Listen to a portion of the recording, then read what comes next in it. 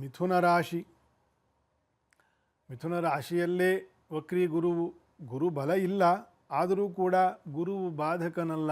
ಮಿಥುನ ರಾಶಿಯಲ್ಲಿ ಸಂಚಾರ ಇದ್ದಾಗ ಉದ್ಯೋಗದಲ್ಲಿ ಪ್ರಗತಿ, ಧಾರ್ಮಿಕ ಆಸಕ್ತಿ ಬೆಳೆಯುತ್ತೆ.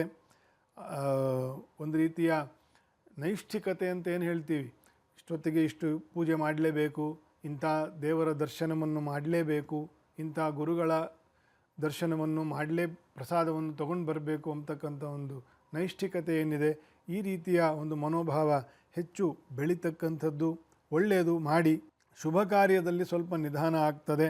ಶುಕ್ರನು ಬುಧನು ಸ್ವಲ್ಪ ಬಲಹೀನರಾಗಿರ್ತಕ್ಕಂತಹ, ಕುಜನನ್ನು ಬೆರೆತ ಒಂದು ಸ್ಥಿತಿ, ಬಲಹೀನರಾಗಿರ್ತಕ್ಕಂತಹ ಇದು ಸ್ವಲ್ಪ ನಿಧಾನ ಆಗ್ತದೆ ಮಿಥುನ ರಾಶಿಯವರಿಗೆ. ಈ ಶುಭ ಕಾರ್ಯಗಳು ಏನಾದರೂ ಒಂದು ಹೂಡಿಕೆಯೋ, ಮನೆ ಕಟ್ಟೋದೋ, ಸೈಟ್ ತಗೊಳ್ಳೋದೋ, ಮದುವೆನೋ, ಮುಂಜಿಯೋ, ಸ್ವಲ್ಪ ಕಿರಿಕಿರಿ ಅಡೆತಡೆಗಳೆಲ್ಲ ಬರ್ತದೆ. ಸ್ವಲ್ಪ ತಾಳ್ಮೆಯಿಂದ ಮುಂದುವರಿಸಿಕೊಂಡು ಹೋಗಿ ಲಕ್ಷ್ಮೀ ನರಸಿಂಹದೇವರ ಸ್ಮರಣೆ ಮಾಡಿ, ಅಭಿಷೇಕ ಸೇವೆಯನ್ನು ಮಾಡಿ, ಪ್ರದಕ್ಷಿಣಾ ನಮಸ್ಕಾರಗಳನ್ನು ಮಾಡಿ, ಪ್ರಾರ್ಥನೆ ಮಾಡಿ.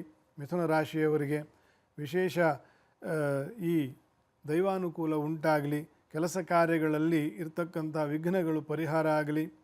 ಕರ್ಕರಾಶಿ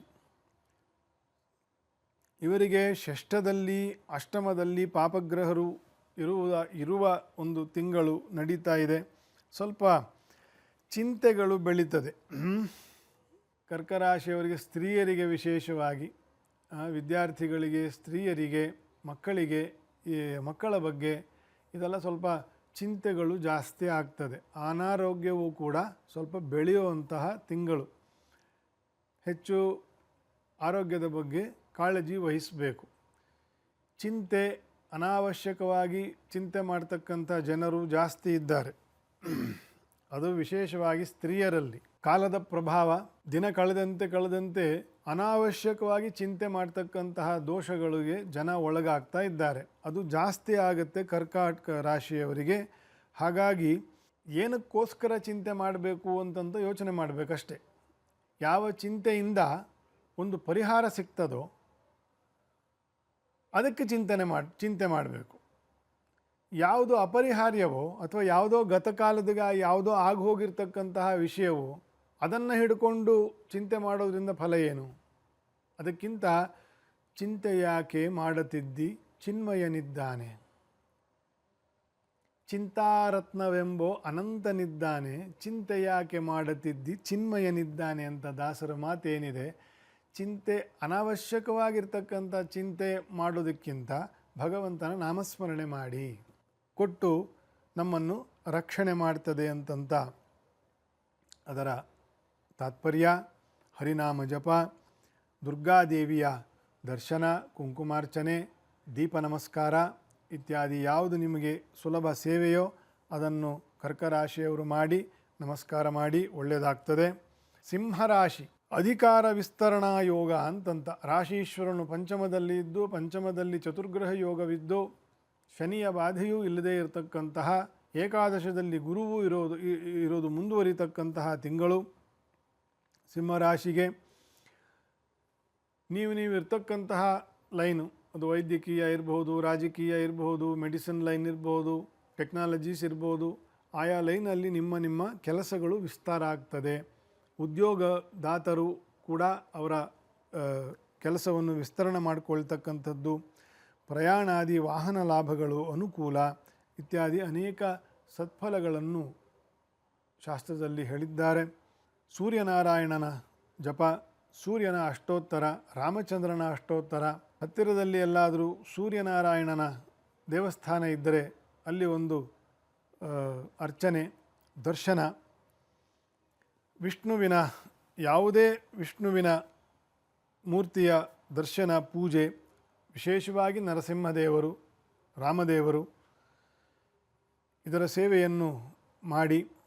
ಅಷ್ಟಮದ ಶನಿ ಇದು ಕಂಟಿನ್ಯೂ ಆಗ್ತಕ್ಕಂತಹ ವರ್ಷದಲ್ಲಿ ಇದ್ದೀರಿ. ಹಾಗಾಗಿ ನರಸಿಂಹದೇವರ ವಿಶೇಷ ಆರಾಧನೆಯನ್ನು ನಾನು ಆಗಾಗ ಹೇಳ್ತಾ ಇರ್ತೀನಿ. ಸಿಂಹರಾಶಿಯವರಿಗೆ ಮಾಡಿಕೊಂಡು ಹೋಗಿ, ಒಳ್ಳೆಯದಾಗ್ತದೆ.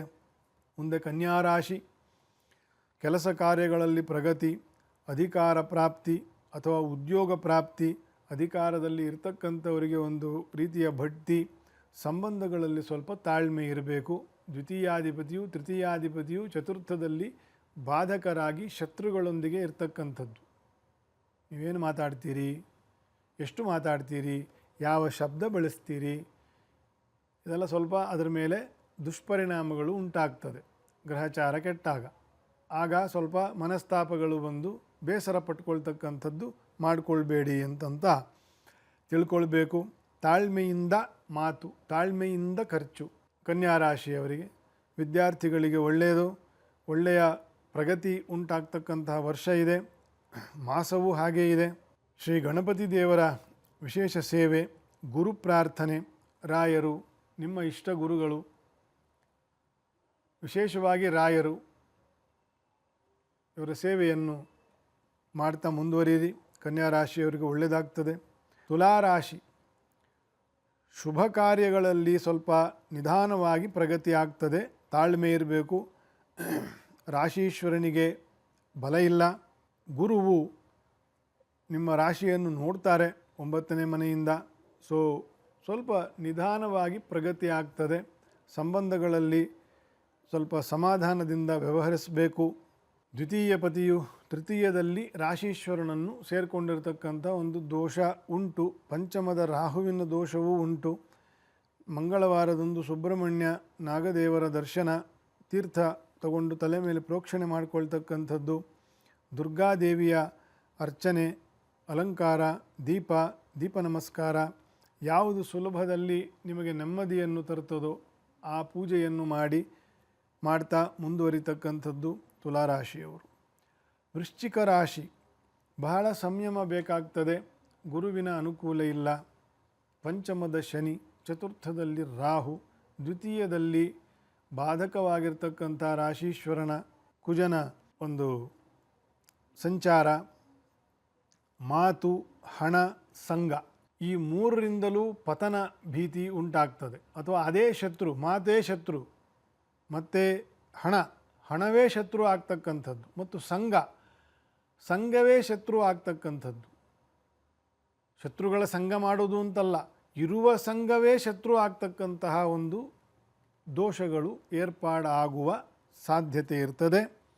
ವೃಶ್ಚಿಕ ರಾಶಿಯವರಿಗೆ ರಾಜಕೀಯದಲ್ಲಿ ಇರ್ತಕ್ಕಂಥವರು, ಅಧಿಕಾರ ವರ್ಗದಲ್ಲಿ ಇರ್ತಕ್ಕಂಥವರು, ಆರಕ್ಷಕ ವರ್ಗದಲ್ಲಿರ್ತಕ್ಕಂಥವರು, ಮಿಲ್ಟ್ರಿಯಲ್ಲಿ ಇರ್ತಕ್ಕಂಥವರು, ಇವರೆಲ್ಲರಿಗೂ ಅಪ್ಲೈ ಆಗ್ತದಿದು. ಸೊ ಯು ಹ್ಯಾವ್ ಟು, ಅದಕ್ಕೆ ತಾಳುವಿಕೆಗಿಂತನ್ಯ ತಪವೂ ಇಲ್ಲ, ವಾದಿರಾಜ ಸ್ವಾಮಿಗಳ ಮಾತು. ಕೇಳಬಲ್ಲವರಿಗೆ ಪೇಳುವೆನು ಸೊಲ್ಲ. ಎಲ್ಲರೂ ಕೇಳಿಸ್ಕೊಳ್ಳಲ್ಲಪ್ಪ, ಕೇಳಬಲ್ಲವರಿಗೆ. ಒಬ್ಬರದ್ದು ಹಿತವಚನವನ್ನು ಕೇಳಿಸ್ಕೊಳ್ಳೋಕ್ಕೂ ಮನುಷ್ಯನಿಗೂ ಒಂದು ಯೋಗ್ಯತೆ ಬೇಕು. ಎಲ್ರಿಗೂ ಎಲ್ಲದನ್ನೂ ಹೇಳ್ತಾ ಯಾರೂ ಕೇಳಿಸ್ಕೊಳ್ಳೋದಿಲ್ಲ. ಕೇಳಬಲ್ಲವರಿಗೆ ಪೇಳುವೆನು ಸೊಲ್ಲ, ತಾಳುವಿಕೆಗಿಂತನ್ಯ ತಪವೂ ಇಲ್ಲ ಅಂತಂತ ಸುಂದರವಾಗಿರ್ತಕ್ಕಂಥ ಕೃತಿ. ಅದರಂತೆ ವೃಶ್ಚಿಕ ರಾಶಿಯವರು ನಡ್ಕೊಳ್ಳೋಕ್ಕೆ ಪ್ರಯತ್ನ ಮಾಡಿದರೆ ಈ ತಿಂಗಳು ಹೆಚ್ಚು ಅವರಿಗೆ ರಕ್ಷಿತವಾಗಿ ಇರ್ತಾರೆ. ನವಗ್ರಹರ ಶಾಂತಿ, ಕಳಶ ಪೂಜೆ, ಪ್ರದಕ್ಷಿಣ ನಮಸ್ಕಾರ